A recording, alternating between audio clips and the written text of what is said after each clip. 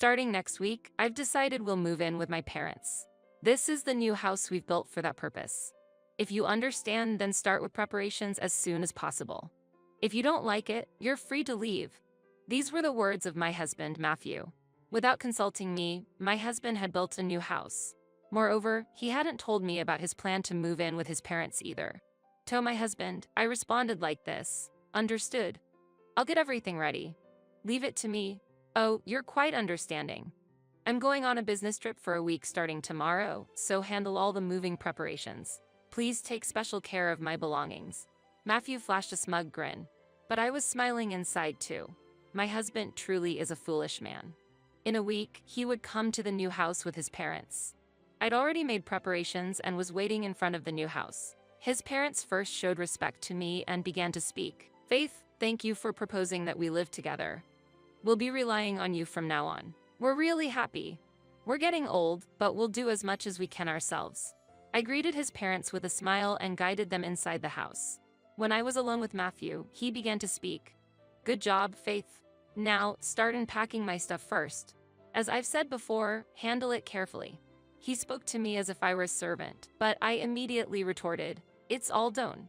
I sent your stuff to your lover's house. Huh? What did you just say? I mean, I packed up your belongings and sent them to your lover's house. I made sure to pack them carefully. Where had his usual attitude gone? Matthew was stunned and reacted to my reply. What? Do you even know what you're saying? This better be a joke. Matthew's face turned bright red with anger. He shouted so loudly that his parents nearby obviously heard it. His parents rushed back and asked, worried, Matthew, what happened? There's no need to shout so loudly. Why would you say such a thing? Poor Faith. His parents demanded to know what was going on, but he couldn't tell them the truth. While he fumbled with his words, I was simply dumbfounded. Well, I was organizing my stuff, but Faith was handling it pretty roughly. I couldn't bear to watch. Her careless handling made me so angry that I ended up shouting. Faith handled things carelessly? That can't be true. Is that really the case? Yeah, I felt the same way. Faith would never do that. Did he think this lie would actually work? The lie was so blatant that his parents seemed suspicious of him. So, I decided to share what Matthew had just said. I sent Matthew's belongings to his lover's house. When I told him that, he got angry and yelled at me. What? What did you say? Lover? What does that mean? My words left his parents shocked, with expressions of disbelief on their faces. Seeing their reaction, Matthew hurriedly began to defend himself.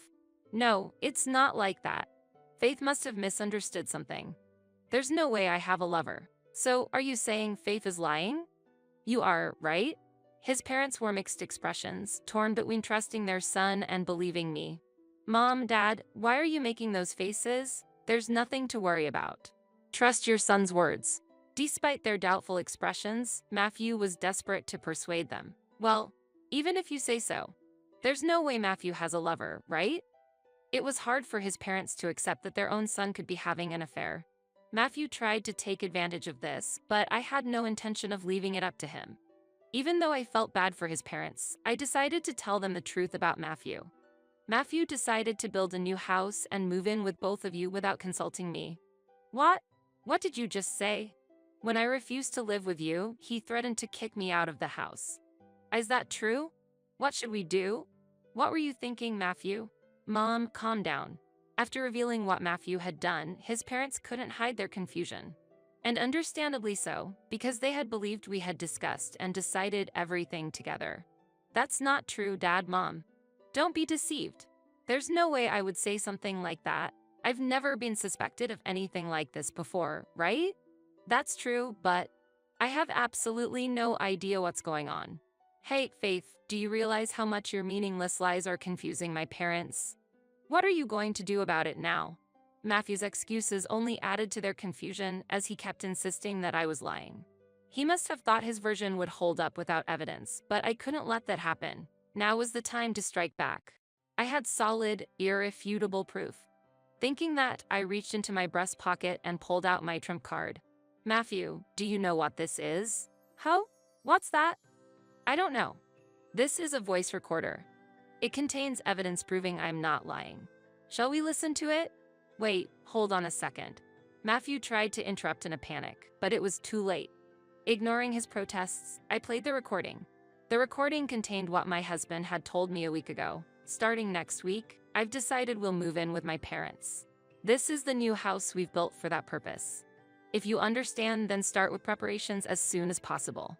If you don't like it, you're free to leave. Oh, you're quite understanding. I'm going on a business trip for a week starting tomorrow, so handle all the moving preparations. Please take special care of my belongings. Matthew's face turned pale as he gasped in shock. What? What's this? How did you get this recording? He was clearly shaken, unaware that the conversation had been recorded. I hadn't recorded this by chance. It was due to Matthew's continuous harassment. Matthew is always tormenting me. He's incredibly cruel, and his words are vile. To gather evidence, I always carried a recorder. As they listened to the recording, his parents' expressions grew increasingly stern, and they began to speak to him. Faith is such a good person. Why would you do this, Matthew? Absolutely disgraceful. Matthew, we're ashamed of you. Faith, we're so sorry. As his parents expressed their anger, Matthew tried to defend himself, saying, "No, it's not like that. Faith is just being paranoid." It was a pathetic sight, but there was no way Matthew could escape this. I played another recording. Hurry up, you're so slow. What's with the seasoning? Make something edible. This is terrible. I had more evidence, and as I prepared to play it, Matthew hurriedly tried to stop me and started speaking. Faith, wait a second. I get it. I admit that I've been harsh on you. I'm really sorry. Please forgive me. He acknowledged his mistreatment and apologized, but that apology alone wasn't enough. So you're only apologizing for being harsh. What about your affair? Admit it. He desperately continued to deny it. No, I don't have a lover. I swear there's no one. Stop lying. This is really embarrassing. Don't call it embarrassing. I really don't have a lover. Please believe me. I couldn't believe his words. It was hard to understand why he would deny it so vehemently. This was because there was a fact I hadn't yet revealed to him. With this opportunity, I decided to confront him with the truth. Taking my smartphone in hand, I asked, "Can you still make excuses after seeing this?" As I said this, I played a particular video showing a clear recording of my husband saying, "Let's see how much cash Faith has in her wallet today." Huh? She barely has any money. Oh well, I'll just take this for now while taking money from my wallet. In recent months, I noticed money gradually disappearing from my wallet. Due to his abuse, I had become suspicious and secretly installed a camera. You started doing this after deciding to buy the new house. I investigated why you were stealing my money and found out you were spending it on your lover. Matthew had decided to buy the house months ago, and that's when the money started to disappear. I had evidence of his affair at least from that time on, and I thought that showing him this video would finally force him to confess. But I was wrong. What? What are you talking about? There's no way I'd steal your money. In fact, I was actually adding money to our wallet. It's cruel to accuse me of stealing just because you misplaced it. Huh? What are you talking about? And just because I touched your wallet doesn't mean I have a lover, right? You're jumping to conclusions too quickly. Oh, I wish he would calm down. Every time he spoke, it made me angrier, and I felt like I couldn't take it anymore. Clear evidence had to be shown to resolve the issue. So, in front of Matthew and his parents, I laid out a stack of photos. Pointing at them, I told Matthew, "It's all over." Oh, of course, that meant the investigation into his affair was complete. The photos contained enough evidence to prove his infidelity, showing him with his lover, arm in arm, heading to a hotel. Seeing this, even his usually calm parents were furious. "Matthew, what on earth is this about? How dare you betray Faith?" His mother shouted, "Your mother is right. And not just Faith, but you might have deceived us too." "Unforgivable," his father added angrily. His parents were enraged at him. Instead of reflecting and apologizing, Matthew's reaction was entirely unexpected. I really thought things were going well. What? I didn't think I'd be caught so quickly. Shockingly, rather than apologizing, Matthew became defiant, leaving us all stunned. He then began to calmly reveal the truth. "I bought this house to eventually live with Laura. Faith was just in the way, so I tried to bully her into divorce. I'll leave, obviously, but what about your parents? Despite the terrible treatment and infidelity, I had no hesitation about leaving Matthew and moving out, but I was worried about his parents, who would be left behind. More than myself, I was concerned about them. Didn't ask such a simple question. I'd find some excuse to make dad and mom leave too. That's a given. What? What are you saying? How could he be so irresponsible? I was speechless with shock. While I was stunned, his parents were shaking with anger. You ungrateful son. How long do you plan to keep doing whatever you want? This behavior is unacceptable. Your father is right. Honestly, we're ashamed to have a son like you, his mother added. Their anger reached a breaking point, and they fiercely scolded him. I hoped that this criticism would make him realize something. I hoped that his parents' words would reach him, but my expectations were in vain. I was disheartened by Matthew's next words. Humph, that doesn't matter. Laura is my priority. I'd easily cut you all off for her. What on earth? Calm down, Dare. His father's anger didn't subside, and he clenched his fists, visibly furious. His mother, understanding the situation, was trying to calm down her husband. I needed to take action. Speaking of, if left unchecked, his father's anger could peak, and he might harm Matthew. I suddenly remembered an important fact that would change the situation completely. I knew a truth that would shock my husband. Hey. Faith, what's so funny? Laughing in a situation like this? Have you lost your mind?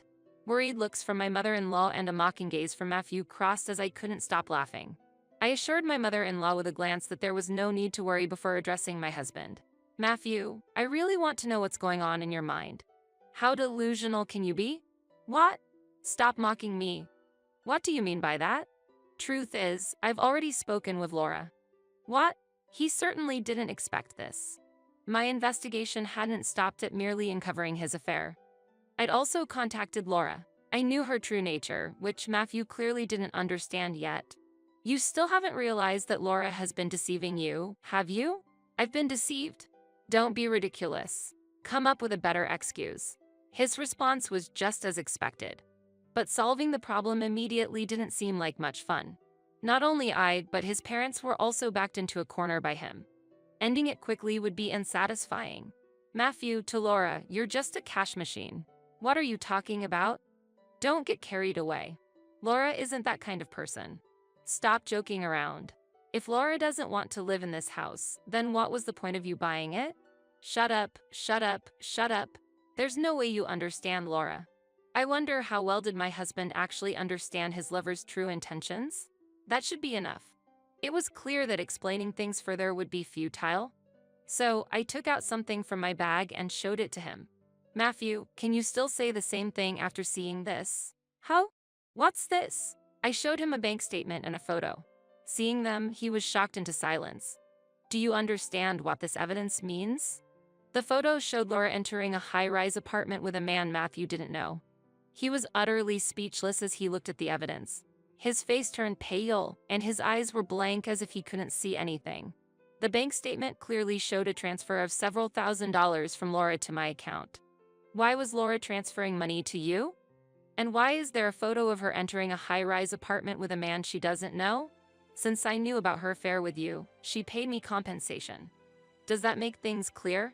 Compensation? Matthew stared at the photo with trembling hands, then eventually collapsed to his knees, holding his head in despair. In reality, I had already received compensation from his lover.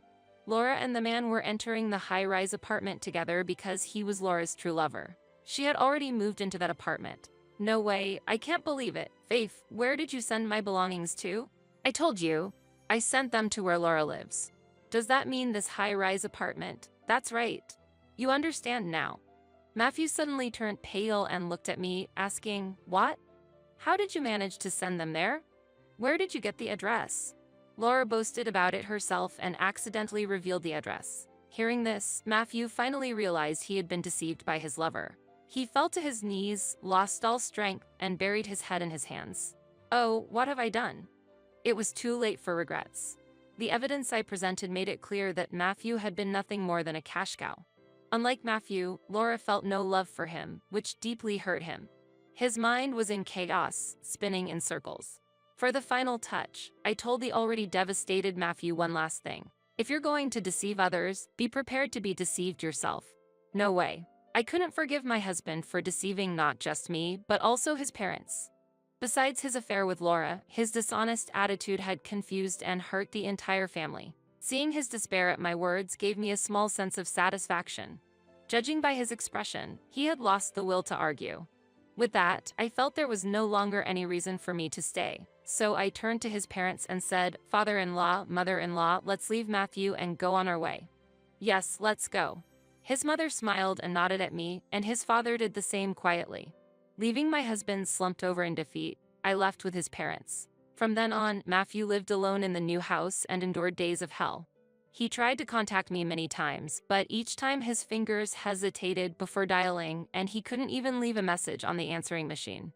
Crushed by loneliness, he suffered from Laura's betrayal and his own foolishness. One day, while I was living peacefully after separating from my husband, I suddenly got a phone call. "Hello.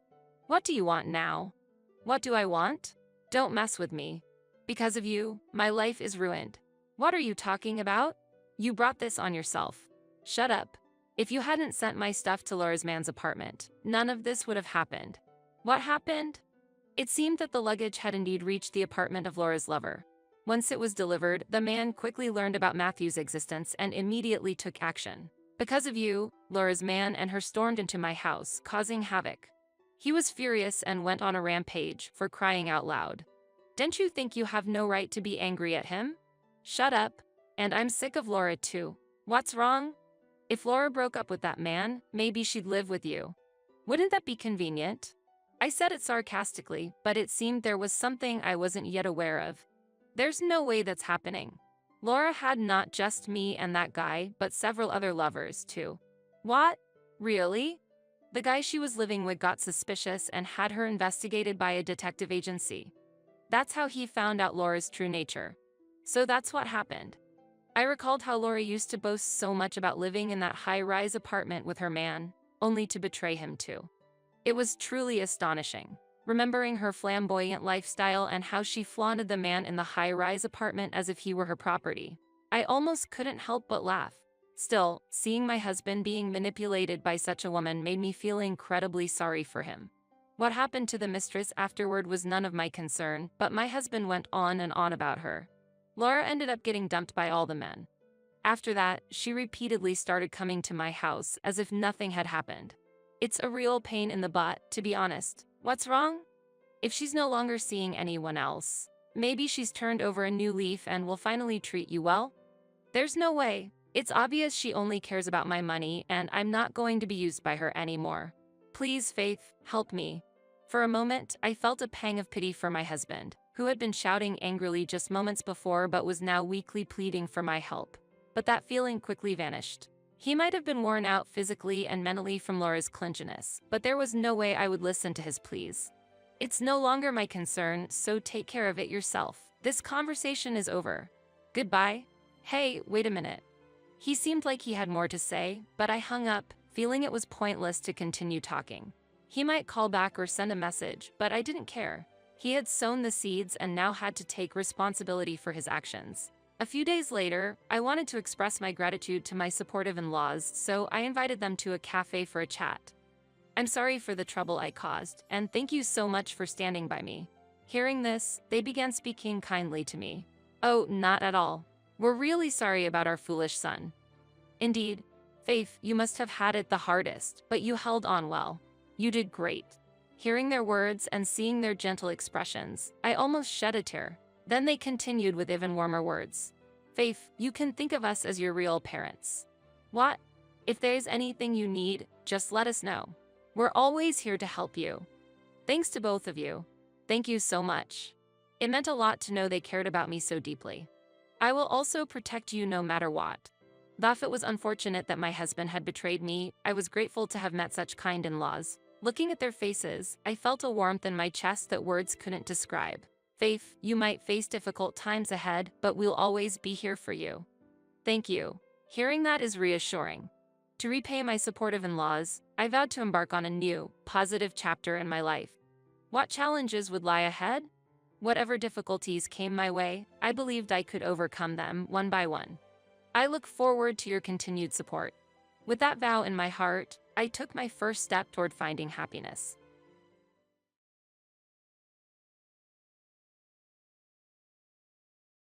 Now the house is mine. If you have any complaints, let's get a divorce. I felt giddy as Ben happily told me he had changed the house to his name shortly after my father's death. There's no way such a change of ownership could be that easy. I thought Ben might be misunderstanding something. If that's the case, I don't mind getting a divorce, but won't you regret it? Not expecting me to agree to a divorce, Ben exclaimed in surprise. What? There's no way I would regret it. Ben replied with full confidence. Will he truly not regret it? If so, I won't hold back either. If he regrets it later, it's not my concern. I laughed inwardly at Ben's naive thinking. I am Kathy Anderson, a 35-year-old public servant with a hard-working personality. I believe that my current profession as a public servant suits me the most. When I passed the civil service exam, my parents were very happy. It was because I was always told by my father to aim for a stable job as much as possible. If I was asked whether civil service jobs are stable, I'd have to say there's no certainty in modern society. However, at present, there are no major troubles, and I expect to continue working as a public servant. There's a reason why my father recommended a stable job. After graduating from university, he chose to work at a startup. Filled with enthusiasm for his new career, he aimed to improve his skills and jumped into a company with only 10 employees. However, sustaining a business for years is a significant challenge. The company my father joined unfortunately went bankrupt after 2 years. While struggling to find a suitable reemployment, my father decided to start his own business. Lacking experience, he started in the food industry and gradually grew his business. As the number of stores increased, he hired many employees and kept an eye on daily sales and profits. Since most of the stores were operated in renovated vacant houses or owned properties, there was no worry about rent. As a result, as the number of customers increased, the revenue grew, and he built a considerable fortune over 35 years. However, he also experienced many hardships during that process. The instability of a life as an entrepreneur accumulated daily stress. As profits began to rise, people motivated by money gathered, leading to difficulties in human relationships. Sometimes, employees would even take off with the store's funds. Building wealth was not easy. Therefore, I think my father wanted me to avoid the hardships he experienced and wished for a comfortable life for me. I am satisfied with my job as a public servant, a job that suits my nature. While not affluent, I can maintain a normal life without any issues. Hence, I believe stable days like these are the best. I'll be home late tomorrow, so I don't need dinner. That was my husband, Ben, informing me. This wasn't the first time he had said this. After dinner, while I was washing the dishes, I asked while wiping my hands, "Working overtime again? Is the factory that busy?" "It's a busy period right now." Ben works in a semiconductor manufacturing plant on the assembly line. Having worked in this job for 18 years since graduating high school can be extremely challenging, considering you process parts every day for 8 hours straight. It's nothing for me, but for Ben it seems to be easier than using his brain. I can understand since semiconductors have been scarce recently. Must be tough. Yes, so I might be a bit late. Understood. Take care. Lately, it's become common for him to come home late, sometimes not returning until after midnight in the worst case. I can hardly believe he's working this late, so he's probably having a drink somewhere after work. I understand the urge to unwind with alcohol, but I feel the frequency has increased too much. However, it's difficult to say that to Ben. Telling him not to drink when he's exhausted from his daily demanding job might provoke a backlash. Fortunately, his drinking expenses are covered by his own allowance, so it's not a big issue. As I watch Ben head to the bedroom, I roll my shoulders extensively. Lately, my shoulder pain has worsened. Life with Ben is full of mismatches, and it seems like the mental stress is starting to manifest itself physically. I try to tell myself not to overthink. I met Ben during my second year of high school. He was attending a nearby boys' high school and approached me during a cultural festival. Initially hesitant when the younger Ben asked for my contact information, I eventually gave in to his persistent approach. When I asked why he was so interested in someone as plain as me, He shyly admitted that he liked my appearance. On the other hand, I had a rather frivolous impression of Ben at first, so I was quite worried. However, contrary to my expectations, his sincere personality became evident, and I gradually found myself drawn to him. Even after Ben started working post-high school and I became a civil servant following university, he has always been my partner. We got married at 27 but haven't been blessed with children. It may not be possible anymore, but I feel our life together is not bad. As long as I can spend the future with the present Ben, that's enough. He probably feels the same. In the midst of these peaceful yet busy days, an unexpected call came to my phone. Hello? Kathy. Oh, good. You're there. Are you at work? Yes, what's up? A call from my mother during a weekday in the afternoon was unusual, signaling something must have happened. I asked her why she called. We have a problem. Your father suddenly collapsed. And today, we got the results from the tests. He's been diagnosed with colon cancer. Dad has cancer? I can't believe it.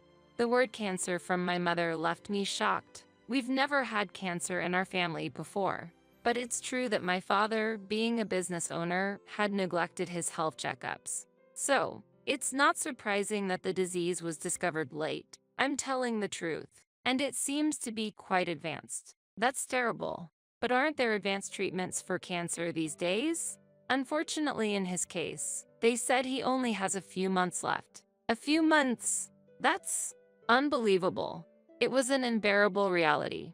At 60, my father's rapid cancer progression made sense. Due to the late discovery, the cancer was terminal, and despite medical advancements, treatment would be challenging. My mother explained through tears. I understand. I'll return home for a bit. I'll talk to Ben too. That would be helpful, Kathy. My father is an important figure to me. I couldn't just stand by when he's in trouble. Ben would understand. Distracted, I finished my work and headed home. Ben, who had returned home unusually early, noticed my somber demeanor and asked, "What's wrong? You seem down." Ben was enjoying a beer in the living room. I shared everything about my mother's call with Ben and discussed returning to my parents' home for a while. That's worrisome. Understood. Support your father while you're there. Thank you. Sorry for not being able to prepare meals while I'm away. No problem. I've been getting home late from work lately. I'll just eat out in the meantime. But you should have a proper meal once in a while. Don't worry, I'll be careful. Ben listened calmly. Feeling reassured, I started packing for my trip home the next day. As bedtime approached and I was about to head to my room, I heard Ben's voice on the phone from his room. He must be talking to someone. I didn't intend to eavesdrop, but I stopped in my tracks when I caught a snippet of his conversation. It seems he will pass away soon. Can you do something about the matter we discussed earlier? Pass away? Was he talking about my father? Yes, that's right. I understand. Please take care of it once he's gone. It wasn't clear who he was talking to or what the arrangement was, but it was evident that the conversation was about my father's situation. Why use such a term as gone? Ben had never spoken disrespectfully about my father, even if their relationship wasn't especially close. Ben wasn't the type to be indifferent in such a critical situation. Yet, why does it seem like Ben doesn't care about my father? Even though my father is terminally ill, he is still alive, and discussing matters after he is gone with someone else is inappropriate. At that moment, my trust in Ben wavered. Since then, I couldn't shake off my suspicions about Ben. Take care, Ben said cheerfully as he saw me off, but I couldn't stop thinking about his phone conversation on my way home. It seemed like he was plotting something. If it's related to my father, it must be about money. I never told Ben about the extent of my father's wealth. I felt discussing finances might lead to problems, so I decided we could discuss inheritance when the time came. At this stage, I didn't see the necessity to talk about it. I wasn't hiding it. I just thought it was premature. But what if Ben knew about my father's wealth and was targeting it? I shouldn't think about it too much. While trying to dispel these negative thoughts, I spent time supporting my father and enjoying pleasant conversations. I'm grateful, Kathy, Mom. I'm a lucky man. You don't have to be so formal. It's too early to be thankful. We tried to maintain a cheerful atmosphere while looking at my father's calm smile. The last moments with my father ended 3 months later. Neither my mother nor I were fully prepared for the premature goodbye. During the funeral, I was in a daze, struggling to accept the reality that my father was no longer in this world. On the other hand, Ben was oddly cheerful, which felt unsettling to me. It wasn't until a week after the funeral, as I was drinking alone in the living room, that Ben approached and said, "The hassle is finally over." Crossing his arms and clasping his hands behind his head, he spoke with a cold gaze. "Hassle? Yes, exactly. I was hoping your father would kick the bucket a bit sooner. But even after that, there were still procedures like the funeral to deal with, so it was a pain in the butt." "How can you say that? Someone has died, my father at that. How can you talk like that?" I couldn't help but retort to Ben's astonishing statement. It became clear that Ben had actually wished for my father's early death. I remembered the phone conversation about my father. What were Ben's true intentions? When can we receive the inheritance? Your family is quite wealthy, right? I know there's a substantial fortune to be had. At that moment, I understood what Ben had been aiming for. I never imagined Ben would have his eyes on my family's wealth. I had never discussed my family's financial situation with Ben. However, it seems Ben knew that my father had substantial assets. "You look like you're wondering how I knew." I can understand. My family was always poor. Securing daily meals was a struggle. On the other hand, I heard your family was wealthy and your parents often went on trips. Just that fact alone made it clear your family was affluent. That's why I made some inquiries beforehand. Inquiries? With whom? Ben used the word inquiries after guessing my family's financial situation. The day Ben was on the phone in the bedroom flashed through my mind, and I wondered if that was the inquiry he mentioned. I asked a real estate lawyer acquaintance about the old man's inheritance. "I'm going to make sure to receive the inheritance properly." "What?" I was shocked that he had discussed the inheritance with someone else without my consent, and doing so while my father was still alive. At that moment, I began to doubt whether the person in front of me was truly my husband. "You'll get a response soon. Just wait." With that, Ben returned to the bedroom. He was probably going to contact that lawyer again. I was just astonished by his unbelievable actions. Why would he investigate my family's inheritance on his own? Is there any other spouse who would do such a thing? Inheritance is a matter our family should discuss, not for Ben to get involved in. My trust in his actions wavered, and I started avoiding conversations with him. We spent some time without speaking, but the situation changed drastically a month later. Putting aside Ben's previous comments on inheritance, the estate was formally transferred to my mother and me. I inherited my father's mansion worth $2 million and felt the weight of this asset. I had no intention of moving into the mansion right away, and it seemed a waste to just leave it unused. While I was contemplating whether to turn it into a vacation home or sell it, Ben suddenly spoke to me after not having exchanged words for days. "Hey, Kathy, how are you doing?" How ironic, considering we lived under the same roof. Ignoring his words, I reached for a book nearby, but he continued, "Listen, I've changed the ownership of the mansion you inherited to my name." I stopped reading and stared at him in astonishment. "What are you talking about?" "Yeah, I asked that real estate lawyer to proceed with the title transfer." "You did a title transfer, really?" "Yes, really." I was speechless. Not only did he do it behind my back, I also had a problem with the lawyer involved. Now the house is mine. If you have a problem with that, we can get a divorce. And I'll be giving the house to my family. My brother has been wanting a larger house, so I want to make him happy. Just after my father's death, Ben was happily talking about changing the house to his name, and I felt dizzy. It seemed unlikely that a title transfer could be done so easily. And for his family to move in? I thought Ben might be misunderstanding something but was at a loss for words. His actions infuriated me, and I couldn't let this go. It would be better to plan and retaliate rather than confront him with words. If that's the case, I don't mind getting a divorce, but won't you regret it? Ben seemed surprised that I would accept a divorce so readily. Regret? There's no way I would.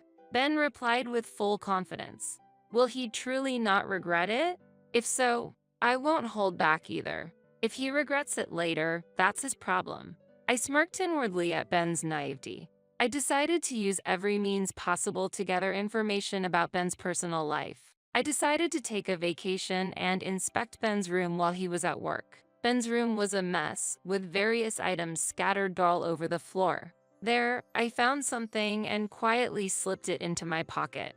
Next, I reached for the computer on Ben's desk and launched the messaging app. I see, this person is the real estate lawyer dealing with legal issues. The messages exchanged with James Owen were appalling. They were mostly about money. The discussions were about how to illicitly acquire funds. I sighed in surprise. It seemed pitiful that Ben was following such a person's instructions. After leaving the room, I headed to a certain location. After repeating tiring tasks, I went to confirm Ben's greed.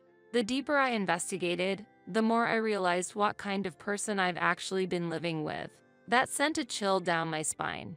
After concluding the investigation about Ben and feeling completely detached, I decided to file for divorce. My marriage with Ben ended legally once the divorce papers got granted at the municipal office. It was an unexpected separation, but I no longer had any affection towards Ben, who disdained my father. The Ben I knew was nowhere to be found. The investigation revealed Ben to be an unbelievable person. After submitting the divorce papers, the house was no longer mine. In fact, the house was purchased in Ben's name from the beginning, with a mortgage taken out. I considered moving out, but Ben did not return to the house afterward. He's probably living in the mansion I inherited. He might be living comfortably now, but how long will that happiness last? I calmly thought about Ben's future. 3 days later, Ben finally appeared before me. Kathy, has the divorce already been granted? He asked anxiously as he entered through the front door. He came back suddenly and asked an impertinent question, to which I responded, "What? So, we're divorced, right?" Ben exclaimed loudly. He seemed to be in extreme distress. Yes, it was granted 3 days ago. So, we are now strangers to each other. What does that mean? Disappointment gradually appeared on Ben's face. Despite his own desire for divorce, I wished he wouldn't adopt a blaming attitude. Why would you make such a unilateral decision? Divorce, really? Unilateral? You're the one who wanted a divorce, remember? What are you talking about now? Ben fell silent at my logical response. His sudden issue with the divorce was clear to me. Kathy, please, let's start over. Otherwise, I'll. Ben knelt down, looking dejected. While feeling sorry for him, I asked, did something happen? I had a rough idea of what was going on, but decided to delve deeper. Just now, debt collectors came looking for me. I tried contacting James Owen, but he seems to have changed his phone number and I can't get through. I sent an email but got no response. It looks like I've been deceived by him. James Owen was that self-proclaimed real estate lawyer. While Ben's explanation was fragmented, I grasped the gist of the situation. It became clear what Ben had been involved in when I searched through his room. It seems you were obsessed with gambling. There were gambling receipts scattered all over your room. I also investigated your visits to the local casino. You've been going there for almost a year, right? Is that why you ran out of funds? Checking our joint bank account, I noticed gradual withdrawals that I couldn't recall, and it turned out you were also taking money from our savings. Is that why you were duped by that real estate lawyer? Exactly. Ben had been secretly spending his days gambling without my knowledge. The reason for his late returns was not due to drinking parties but because of gambling. When the inheritance from my father came up, it must have seemed like an opportunity for him. He had consulted with the so-called real estate lawyer Owen on how to get his hands on the inheritance. Yes, that's right. I know gambling is wrong, but I was deceived by that person. The grand mansion that Kathy inherited didn't become mine. I'll go bankrupt at this rate. That would be sad, right? That's why I'm asking for help. How ironic of him to propose divorce only to beg for reconciliation later. I felt contempt rather than anger for the pitiful behavior of my former partner. Has he forgotten that he secretly wished for my father's death and insulted him? I couldn't even consider that man as my ex-husband. What? What are you talking about? You're the problem, aren't you? Sympathy. I have no such feelings for you. After all, getting deceived was also due to your carelessness. The real estate inherited from my father is in my name and not subject to division. Changing its ownership without consent is impossible. Yet, you were naive enough to get deceived by James Owen, and now you come asking for help? I will never forgive you, not in a lifetime. Seeing my face filled with anger, Ben got scared. I opened the front door, leaving him aside. If you don't mind, I will move to the luxurious house I inherited from my father. As for you, try to manage your life in this house. Oh, and don't forget about the loan repayment. Good luck. Wait, despite his call from behind, I coldly left him behind and walked away with dignity. 7 days later, I was surprised by an unexpected call. Seeing the name displayed on the screen, I couldn't believe my eyes. It was Ben's mother.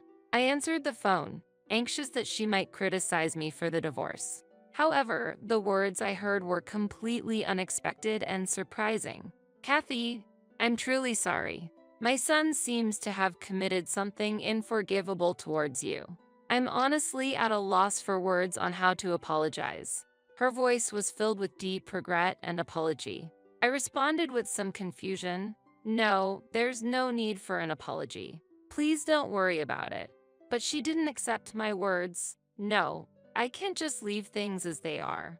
I heard my son is trying to have you shoulder his debt repayments, and I'm both shocked and profoundly disappointed. We plan to give him strict guidance at home from now on. I've warned him to be prepared for a tough time. We won't let him gamble ever again, and we'll teach him the importance of money management. For a while, he'll have to take on all responsibilities for work and home life on his own, she expressed her firm resolve. Ben's mother felt strong anger towards her son's inappropriate actions, and he was about to face some harsh days, she passionately explained. I secretly hoped to see how Ben would confront this, feeling this was a just retribution for him, who scorned my father and tried to swindle away the property I cherished. I had no ounce of sympathy for him. I genuinely hoped he would dedicate himself to repaying his debts.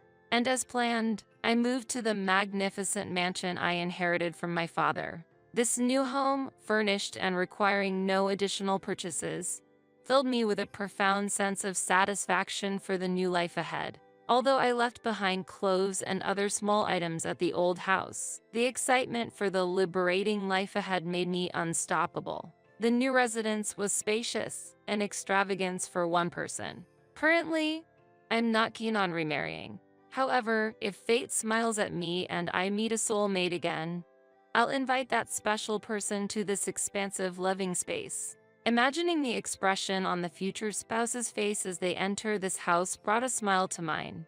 This hopeful anticipation is a significant light of hope for me now. And I sincerely say, thank you, Dad. This valuable house, his last gift, is more than a physical space. It's the foundation for starting a new life, a place that connects me to the past and steps into the future.